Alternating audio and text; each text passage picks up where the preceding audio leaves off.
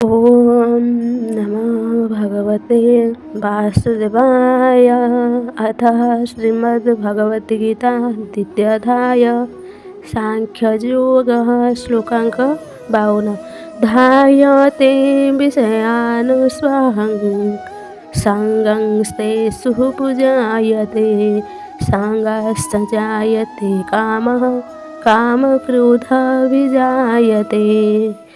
भगवान एठारे मनुष्य पतन किपरि क्रमान्वये हुए ताहा वर्णना करुछन्ति।